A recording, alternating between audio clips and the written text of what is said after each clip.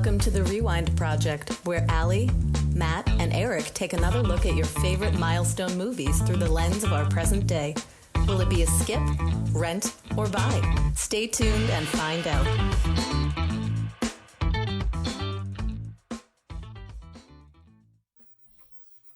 Did you miss us? We're back. Yay! I missed us. We are back for a 6th, I can't even handle it, season. OMG. Right? Wow. It's bananas. We're Time is weird, past the though. mark. Our podcast is in the first grade, y'all. Yeah, it's real shit, too. Pain in the ass. Getting in trouble. But thank God it's at school all day and doesn't like bother us anymore those fucking half days from kindergarten.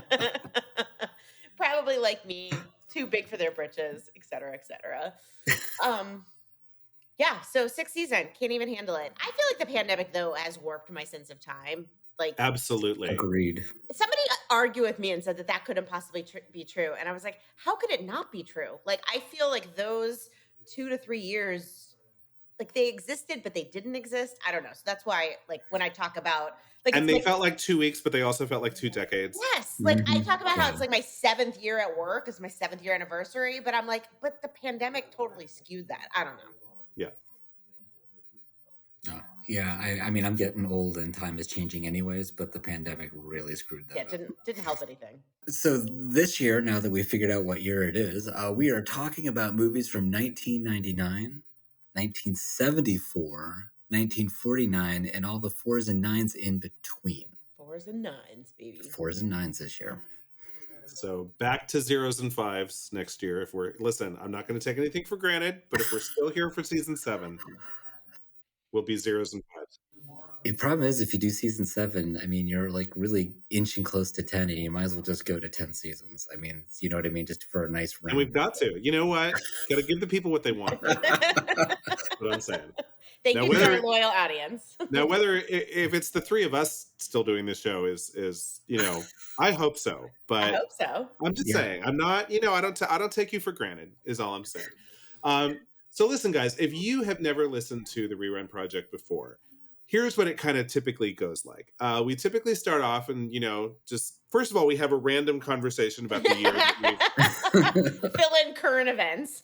Yep. Kind of place you back in time, if you will. And then we start talking about these movies and we start talking about, why we still remember them today. Maybe it won a bunch of Oscars. Maybe it started a cultural revolution. Maybe it's just a good movie that made us laugh. Who knows? And then we usually start with this cast list and we just start breaking down the cast, and it kind of gets us into some interesting conversations about what we thought about their characters, what we thought about these performances. And then we kind of start doing our hot takes, right? Which are usually like, do we have a conspiracy theory about this whole thing? I am still convinced, by the way, that my conspiracy theory about Who's Afraid of Virginia Woolf is 100% correct. Happy to debate that with anybody anytime. But mostly it comes down to, how did this age, right? Because we're looking at movies that are, I mean, listen, when I wanted to do a podcast about brand new movies, I couldn't get the studios to send me any screeners. So we started doing a podcast about old movies instead, because we could stream them ourselves. So how did it age? How does it hold up 25, 50, 75 years later? Sometimes great, sometimes not so much. Yeah, sometimes horrendously. Yeah, sometimes real bad. Sometimes enjoyably bad. Yeah, Yes. also true. Yes. And sometimes super ahead of its time, like, and in a surprising way. So sometimes it's shocking, but in a good way. Then we usually kind of bring in a little trivia. We do a lot of research, with air quotes, around it. Thank you, Trolling the internet. IMDb and Wikipedia. Yeah. That's exactly Exactly. the trivia page and see what you can find. I also usually, if the movie's good, we'll spend a little bit of time on YouTube looking at all the explainer videos from all of the scholars, by which I mean, YouTube influencers who make videos in their basement, and find some cool fun facts there. We always end with a game. The game is always Allie's favorite part of the whole show because we all get to be a little creative. Sometimes the games that I come up with are, let's just say my co-hosts are very good sports because sometimes they're a little Banana Town USA. we've all come up with a few creative games, but some of our typical games are let's make a sequel to this movie, or let's remake it in the year 2024, and who would you cast today, and fun stuff like that. Broadway And then shows. I do yeah, like that one. turn it into a musical. Yep. Yeah. And what moments in the film screams out to be a musical number is always a favorite thing. And then we end with a little game called Skip, Rent, or Buy, in which we offer our own personal take on whether we're happy we saw this movie and whether we ever need to see it again. And that's a typical episode of the Rerun Project. And usually it's about an hour. Yeah. Sometimes more. Once I think we're talking for like an hour and 40 minutes, and we were finally like, okay, we need to stop. But that was in the heat of the night, and that was a really good show. Actually. Oh, yeah. That was a really good show and a very important conversation. It's not like we were talking for an hour and 45 minutes about the Money Pit. Let's just say. We did not talk about that. I would have just said, okay, peace out. I'm hungry. Yeah. So, yeah, goodbye. Working Girl was a long conversation, too. Oh, yeah. Well, that's lots to say. Well, Kristen was on that one too, and she always has good thoughts. Okay, so we're gonna go back to 1999, which I'm gonna probably remind you ad nauseum was the year I graduated college. So this means that my 25th college reunion is this year. With an idea that fills me with excitement and dread at the same time. So are you going? I mean, it's in DC, so probably if I'm, I mean, I would. Yeah, if I didn't have to travel, I would totally have gone to some of my reunions. But yeah, I went to none of mine. I mean, I gotta see who's going. Like, if I can get some of my peeps to go, then yes. We'll see. We'll see what the situation is. That is valid. And also, as an event planner, I'm probably gonna be very critical of this event, but we'll see. We'll see. It's usually in the fall. But we're going back to 1999. So a lot of these movies that we talked about, I did see in the movie theater. Probably not since. So the first one that fits that description is Fight Club. We don't talk about Fight Club. We are going to talk about Fight Club. So that is the first movie that is up. I mean, really, other than saying the name, needs not much more introduction. Nope. If you haven't seen it, it's a wild ride. I look forward to hearing from our listeners. If this is the first time they're seeing it. So we will be talking about that. Next up is Election. Probably one of my all-times, and I think we can all agree Matthew Broderick's probably best movie performance ever.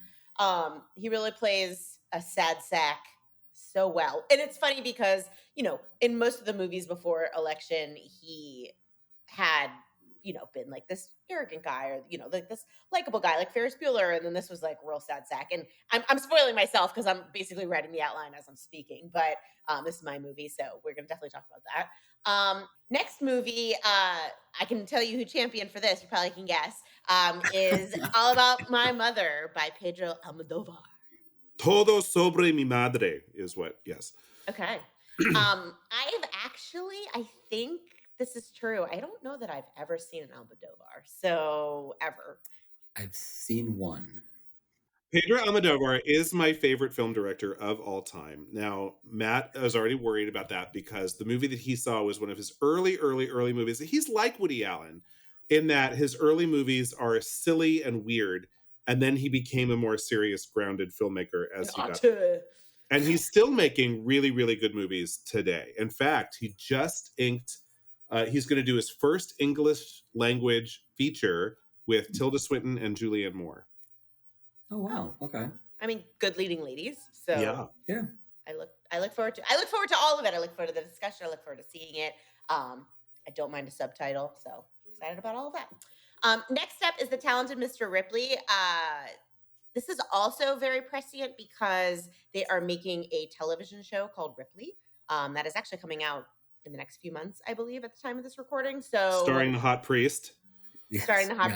So I'm excited to watch the hotness of the movie and then also maybe watch the hotness of the show. Perhaps I will also read the book. I've never read the book that it's based on, but I remember seeing this in the movie theater and just being so struck, not so much by the hotness, though that was a large part, but by sort of the way that people can take advantage of friendships and take advantage of people. It was a kind of blew my 21-year-old mind at the time. Just so I'm excited to revisit it. Next up is a movie I have never seen. Is South Park Bigger, Longer, and Uncut. I'm sure that we are in for a wild ride on that one. It's a journey. Yes, it is. It's a journey. It's a musical journey too. I mean, I can't wait. Isn't it the one where they talk about, like, isn't there a whole song about Canadians in this one? Yes. Okay. Blame Canada. Oh, that's right. That's a very famous one. Now, I have done Cannibal the Musical by Trey Stone and Matt Parker, and so I have a little affinity for them and the musical, so I'm looking forward to this. And then last, but certainly not least, and really going to leave you in a great place at the end of 1999 is Boys Don't Cry. I'm excited about it. I've actually never seen it. It was on my list. I think several of us picked it, so I know that it was transformative at the time. I am looking forward to seeing it in a 2024 view. Yep. So that's 1999 that we're doing. What we're not doing, some of the movies that we picked that were not agreed upon or chosen. Mine was The Virgin Suicides. It was another movie that I had never seen. Sofia Coppola, Kirsten Dunst. The book is supposed to be amazing. I also need to read that. It's by an author who I love, who actually wrote a bunch of other books that have turned into movies. So it's still on my list, but we are not going to be talking about that. So Matt, what was a movie that we did not choose off of your list? Sadly, my sci-fi never wins out. The Matrix. We won't be talking about this. Whether you like science fiction or sci-fi, they are different things. The Matrix was transformative when it came to movies and special effects, and I know that's generally not something that we talk about, but man, I think there's a lot to unpack with that movie too. So I'm kind of sad we're not going to get to talk about it. I saw it recently for the first time. I want to say within the last 5 or 6 years. It was pretty good. It's a wild ride. It's a great movie. I think that I mean, it wasn't on my list, and I would have happily talked about it. But it's just like, other than, wow, that was really great, I don't know what I would say. I mean, it was just so good. But it's just like, that's one of those that's like so good that I don't have any hot takes about The Matrix other than, wow, that was a really good movie. I guess my real hot take is on the franchise is that there really should have only been one movie because these absolutely movies that came after it were garbage because they never delivered on what they set up. Yeah. Well, the movie, okay, let's get into it because we're not going to talk about The Matrix. The movie ended at a place where it's like, oh, there's got to be a sequel to this. Right. Because they didn't end the story. The concept was cool. The story was not off the ground. But then you're right. The next movies, they just did not stick the landing. Garbage. Well, the next movie it wasn't better, but the next movie was kind of like Empire Strikes Back, where it starts to set up more infill and story, and the third movie just turned into Pearl Harbor and never delivered on the background information that they created. It was just really kind of sad. So all of that is valid. See, if you like these hot takes, folks, join us for an hour for the real. Yes, I mean, we could expand upon all of these movies. Eric, what was a movie that we did not pick from your list? The only movie and it was number 6 on my list of 6 that we didn't get to is Being John Malkovich, which is just an exercise in weirdness. It is so bizarre, but I mean, it's one of those things where it's like, this movie cannot get any weirder. It's like, oh, just wait. The movie wants to hold your beer because here we go. I mean, it just gets crazier and crazier, and it's fun. But again, it was number 6. I'm very happy with our 99 slate. I saw that movie early on in my transition into enjoying different types of film instead of just going to see action films. And I did not walk away enjoying the movie, but I would like to see it now that, my tastes have kind of matured and changed and I'm open to new things because it was bonkers batshit crazy. I have no desire to see it. I'm glad we're not talking about it. All right. Well, after we're done with 99, we are going to do, I love this word. Matt coined this word, or at least he brought it to my attention. Our first interstitial. Of the year, in which we go back and one at a time, we just do the 30th, 35th, 40th, and 45th anniversaries of 4 films. So when we get to some of our minor seasons and minor years in between the big 25th, 50th, 75th anniversaries, we can only do one movie. So picking these movies sometimes is a battle royale. I mean, it's an internal battle with ourselves to even figure out what we're going to pitch. And then when we get there, we're all just hot. But we came up with 4 really good ones. Is the 30th anniversary this year of Philadelphia. I have never seen it. I'm so excited to see it. Tom Hanks never and seen it either. Denzel. I saw it in the theater because I was a good gay moviegoer in 1994, and we all went to go see this movie. Yeah, it's a delightful, happy romp, Romp, of really. a film. 1989, hard right turn into Tim Burton's Batman. I cannot wait to watch this again for the 90th time and talk about it. I'm so excited. I was so surprised that you pitched this movie. Really? I'm so excited that we're watching it. You know what? I contain multitudes, Matt. I don't know if you know that about me, but I fucking love this movie. Like, I say this town needs an enema on a monthly basis. 35 years later. I love that line. Yes, I think maybe at one time we were connected in a womb or something. I'm sure that that's definitely the case. I'm like over the moon talking about this movie. 1984, the 40th anniversary of the multiple Oscar-winning Amadeus. It's fresh. I'm a virgin. I'm an Amadeus virgin, other than the Falco song. So, which does not figure into this film at all. God damn it! It was inspired by this movie, but it was dead. It doesn't have anything to know. Not even over like the end credits or anything. Like no. Okay. Pretty much the entire soundtrack, I believe, was written by Mozart for this movie. But you know, it is not a stuffy costume drama. I mean, the character of Wolfgang Amadeus Mozart he's a little imp and he's a little troublemaker and he says some wild shit. I mean, it's not what you think it is. And really it's this, I think it's a lovely treatment of what is it like to be a mediocre artist when like somebody who is truly a genius is like right there. And it's a little bit of jealousy, but it's also admiration. But also it has to do with the fact that like, I'm also a good man and he is an asshole.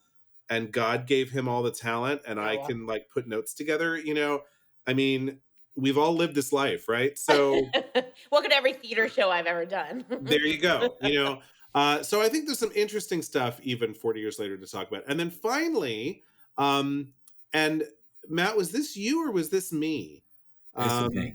This was you. I had this on my list too. And I was also me. Yeah. Yeah. So all 3 of us. So there you go, Matt. We have a little love for science fiction. a little bit. I love this movie so much. We are going to talk about Alien on its 45th anniversary, which is an interesting thing because I think it was the first true sci-fi / horror movie. I mean, there are like Frankenstein, sure, you can say is, you know, that most people think of that more as horror than sci-fi. I mean, this was like space opera, but also like jump scares, like modern horror movie.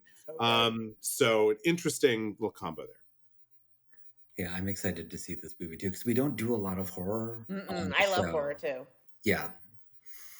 So, Sigourney Weaver is a fucking badass bitch.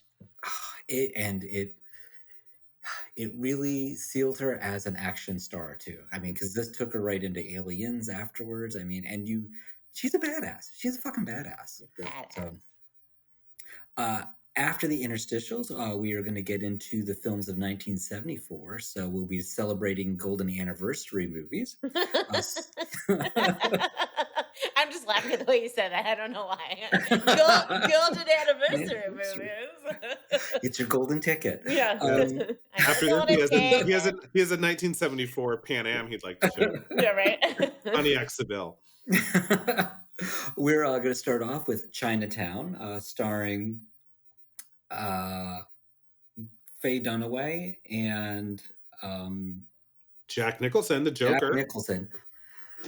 Don't get Jack old, Nicholson kids. Year. I'm excited. Then we're going to go into the conversation starring Gene Hackman. It's a little film. I don't know if it's a little film. It's not a well-known movie. No, I never heard of it in my life. Yeah, actually, I hadn't either. But when I read what the description was, like, oh, I actually kind of want to see that. I like Gene Hackman. When I was researching my 74 movies, it came up a lot as a movie I would like, according to Google. So, okay, if the algorithm is correct, it should be a good movie. Okay. Is the algorithm correct, or is it just good at telling us things? We'll find out. Is what I'm saying. That's a whole other podcast. That's our new podcast. Yeah, is AR good for us or not? So that's for the AI project. Hopefully, it'll tell us whether the murder. The This is murder. about cows. The Murder on the Orient Express. I love this book. It's my favorite Agatha Christie, I think. And I've read almost all of hers, so I'm excited to talk about this book because it's bananas. I don't know if you've ever read it or you know anything about it, but like the story is bananas. I saw the recent adaptation, and that was really good. I Mhm. really enjoyed the ending of that film. So Mhm. I'm hoping that this is just as good, and hopefully it's a little bit different. I don't know. Alice Doesn't Live Here Anymore, which is, I guess, a postal documentary about how we change addresses or something. Actually, a Martin Scorsese film. Subsidized by the Postal Service. And if anyone ever saw the sitcom Alice, which ran for like 10 years, this is what that sitcom was based on. Okay.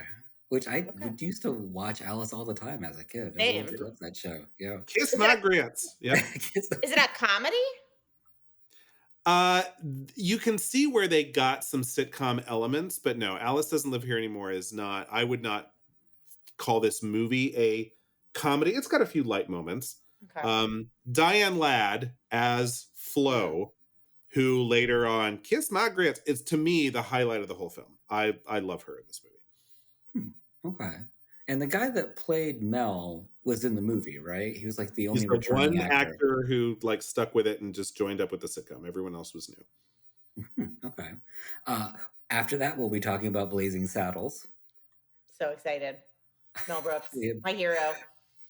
I am too. I wonder how this movie holds up. I'm so kind of concerned about it. I suspect it holds up just fine for I think anyone it'll with a be sense of fine. humor. I hope so. Which was interesting because that was another well-known movie of his that popped out that same year we can't find anywhere is Young Frankenstein. So That's a real Shonda, honestly. Like that's such a fucking good movie. It's a good show too. I don't know if you've ever seen the musical, but the musical is also very good. I've heard it. I would love to see it. It's I really listened to the cast recording, not the soundtrack, multiple times over a course of a year when I found it. Yeah, it's good if it comes like through. I saw it in Baltimore. If it comes through like national tour, it's pretty good. I'll keep my eye out. And then lastly, we are talking about The Godfather Part 2. How could we not? I've also never seen it, so I'm excited to watch it. I like it better than the first one. That's that is honestly what most people say. So I enjoyed the first one so Same. much. I ended up watching the sequel just you did? for shits and giggles. Yeah. Oh, all right. It was really good. I might do a duel. Like I might rewatch the first one and then just go right into do like a. That's what I'm gonna do for Dune too. Is watch the first Dune again and then go right into the second Dune. Maybe go to the Olive Garden, get yourself some pasta. I should do that. I should watch it in the morning and then go to like an Italian lunch and then like have cannolis and stuff and then watch the second one. Done and done. It's You have a happening. bottle of Chianti right next to you, Yeah. know. A movie that I pitched that didn't get picked was Thunderbolt and Lightfoot, which was a delightful romp starring Clint Eastwood. It was a kind of a buddy crime drama. Well, not crime drama. Two thieves down and out go for their last hurrah kind of thing. I don't think anybody was too sad that it didn't get picked. Eric, what was your non-winning pitch? Honestly, I did so well again with 74 with all my movies. The one movie that I'd written down that we couldn't pitch was Young Frankenstein. You lucked out. You really did. Allie, how about Y'all you? just had the same taste as I did. I mean, most Yeah. of that's like, I mean, I did pretty well in 74 too. The only movie that wasn't chosen for me was The Towering Inferno, and that was my last pick. Because y'all know I love a disaster movie, and it's the only one I haven't seen out of like the big four. So I had that on my list, but I'll watch it at some point. But I'm not super broken up that we're not watching it. Okay, well, we are back to our second round of interstitials. So this is 55, 60, 65, and 70th anniversaries. The first up for 69 is The Italian Job. And I'm pretty sure, did we all pick this one? I'm pretty sure that we did. I did not, but I didn't get to pitch for 69 because I had put another movie up. So I definitely, or somebody pitched it, but I also had it for 69. Next up is 64. 60th anniversary. I'm giving Matt a side eye. It's a fully delightful movie. I don't know if I would need to watch it again, but I will. Mary Poppins. It's the 60th anniversary of Mary Poppins. I feel like this is the It's type of supercalifragilisticexpialidocious. Yeah. it is. Yes. I mean, I love Julie Yeah. Andrews. I love Dick Van Dyke, but I do feel like this is the type of movie that they will put like in the movie theaters again, because it's the 60th anniversary. So perhaps we could go see it in the movie theater, and that would sweeten the pot a little bit. Oh, Yeah, that'd be that fun, would right? be fun. I feel like the Yeah. Alamo would do something like that. All right. The Alamo is showing Dune, by the way, if you want to go see it on the big screen. So yeah, AMC is too. Like most of the theaters are actually re-releasing it because June 2 is supposed to be out in November, but then got pushed for the writer's strike. Yep. I know that. Next up is the 65th anniversary movie, and that is a movie I've never seen, so I'm like it hot. So, literally a delightful romp. Truly a delightful romp, Yeah. yes. And then last but not least, I think it's Hitchcock's best movie, Rear Window. But I'm sure that we will talk about whether it is or it isn't after we watch it. But that is our 70th anniversary movie. Okay, and then we will conclude with a mini season of Diamond anniversary films. These are movies that are celebrating their 75th anniversary from 1949. First up is probably the best Tracy Hepburn movie, at least one of the best, Adam's Rib, where Spencer Tracy and Katharine Hepburn play a married couple who are lawyers on the opposite side of a murder trial. So lots of fun, which I'm sure is illegal in multiple ways. But Hollywood didn't care, and they made a movie out of it. White Heat, which is a crime drama starring Jimmy Cagney. A Letter to Three Wives, which won director and writer Joe Mankiewicz the Oscars for Best Director and Best Screenplay, which he notably did the very same thing the following year. So he's the only person in history to have ever won writer-director Oscars in 2 years running. Wow. So 4 Oscars on his shelf from 1949 and 1950. If we are around for season 7, spoiler, we are absolutely talking about All About Eve, which was the next movie that he did that with, and one of my favorite films of all time. Next up is On the Town, a musical extravaganza. Say that because I love the look on Allie's face. Starring Gene Kelly, Frank Sinatra, Ann Miller, and Vera Ellen. And then The Third Man. We have never watched an Orson Welles movie that we've enjoyed. But and I keep picking them and pushing them. So third time's a charm. I don't know. Maybe I'm strangely attracted to him? We'll find out. And then we're going to end up with the best picture of the year, according to the Academy Awards anyway, All the King's Men. Yes. So one of the movies that was on my list that did not get picked for 1949, and I don't even know if it's any good. Honestly, I've never seen it. We would probably all have hated it, so it's just as well. But a Judy Garland musical called In the Good Old Summertime, which is a takeoff of, have you ever seen She Loves Me or The Shop Around the Corner? It's that story with a bunch of musical numbers that, not She Loves Me, that's a different musical based on the same source material. But this one, the only thing I know about it is that at the very end of the movie, the leads get married and have a baby, and they're like, anyone have a baby? And Judy Garland just happened to have a baby, and her name was Liza, and she made her screen debut at the age of 3 months old in the last frame of In the Good Old Summertime. So that's really the only reason I wanted to watch it. Allie, what was one of the films that you had thought of for 49 that did not get picked up? The movie that I picked, I actually did pretty well in 1949 with my movies. There was only one left that wasn't picked, and it was The Accused, which I believe was redone with Jodie Foster back in the day. But it's a psychology professor tries to hide a self-defense killing. She is raped. So in my opinion, IMHO justified, but it's basically about the psychological torture of that. Excellent. And Matt, what was a film of yours from 49 that was not picked up? I actually did really well this season too. I think we all had similar tastes in that for 1949. But one of the movies that I didn't get in was Champion.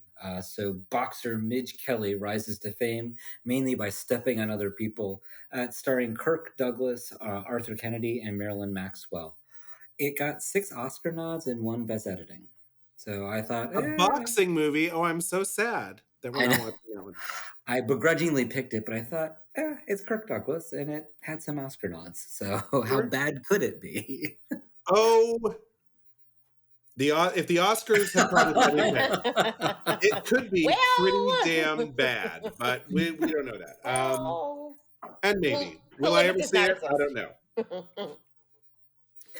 Well, so if you know us at all, you know that we spoil all these movies we talk about. So if you are concerned about us spoiling movies, you need to go and watch the movies before we talk about them or before you listen to the podcast.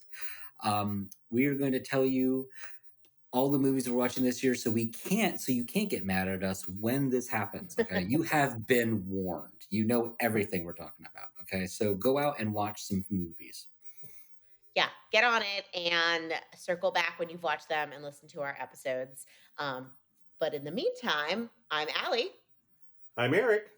I'm Matt. Be kind, rewind.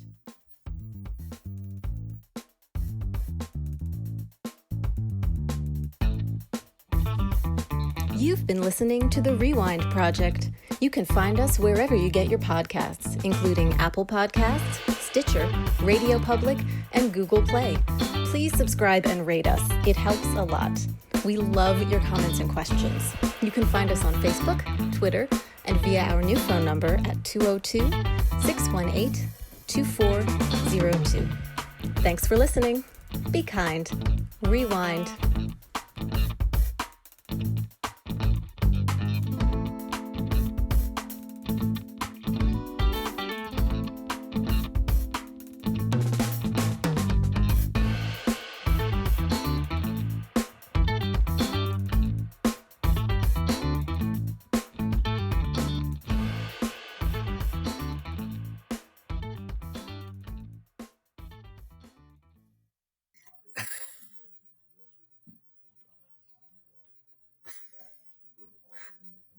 Mad at you. Matt, you're next. Oh,